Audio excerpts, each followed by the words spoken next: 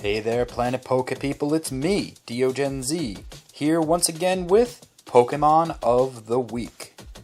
For fun, this week I decided to go with less of a higher tier and travel down to the never used tier.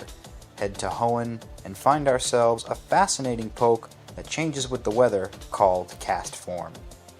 On the onset, it seems as though Castform is pathetic with its overall unappealing 70 base stats for everything. Now, 70 is not a bad number, don't get me wrong, but it's certainly not going to be knocking anybody out like a sweeper, thus the NU tier. But when you start to delve into this interesting weather-changing form Pokemon, you find that its move pool is eccentric and very usable. So if you are favoring the never used tier because you like to see Pokemon that normally are just not seen in some of the more competitive upper tiers, then Castform is vital to take along with you. Giving it a modest nature will max out the special attack stat and speed.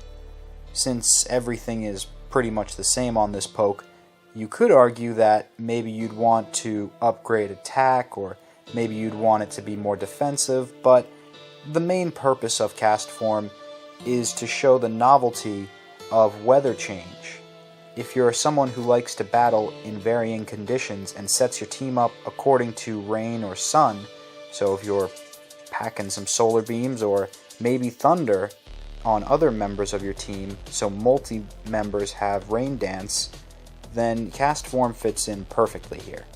Forecast is the ability that allows it to do this mystical change. In the sun, turns into sunny Castform. In the rain form Castform, and in the snow, rather in the hail, it turns into snowy Castform. My favorite forms are the two rain and sun. The blizzard form, it's interesting and it looks cute, but that's about it. It looks cute, it's adorable, but it doesn't do much. There's no move in my mind, unless blizzard has a higher effectiveness in hail, then I don't see any moves taking advantage of the blizzard form. Whereas the two forms I'm going to show you today, this one first, the rain form, when rain dance has been struck, thunder will hit 100% of the time, which is great considering it's a 120 base power damage. And of course it is a special move. The rest of the moves on here are up to you and your team's weaknesses. When trying to search through Castform's diverse move pool, always keep in mind your team's overall performance in super effective hitting capabilities. Some of you may be wondering, why not Weather Ball? Isn't that the novelty of Castform?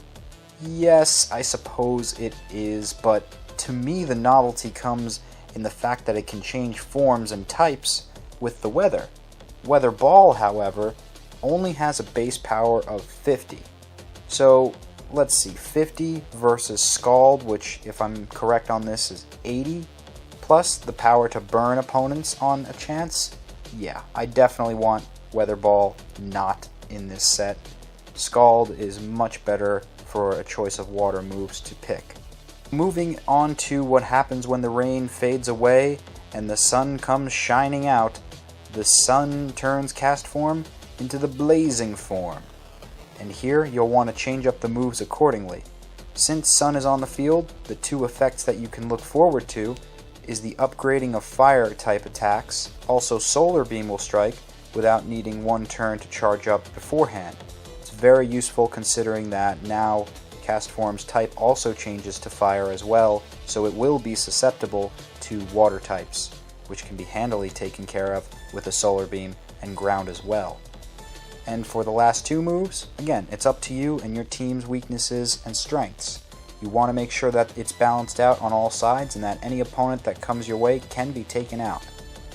And as far as the options for item to hold, Life Orb if you want to do massive amounts of damage, the Damp Stone if you want to keep the rain effect around, or the Heat Rock, which will extend the life of Sunny Day. That's all the time I have for today's Pokemon of the Week. Sorry that it had to be so short and the audio quality was a tad off, but I am busy setting up currently right now to do a 24-hour live gaming stream on my channel. It's for the benefit of the Extra Life Foundation, and we're trying to raise as much money as possible for children's hospitals around the United States. So please do click on that after you see what we're going to be previewing next week, and join me over on the stream and donate if you can, because it's really for a good cause. I'm DeoGenZ. Remember to subscribe to Planet Poke, and I'll see you next time.